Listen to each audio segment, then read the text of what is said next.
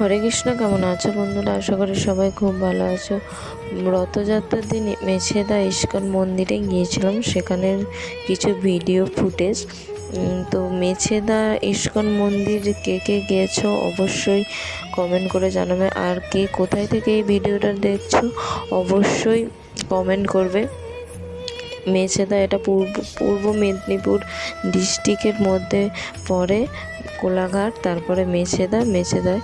আর এটা কোলাঘাটের রথ কোলাঘাটের রথ রাস্তায় যাচ্ছে। এটা রাধা মাধব মন্দিরের রথ।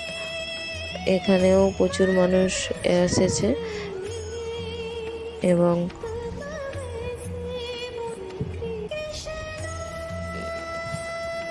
এটা সিদ্ধা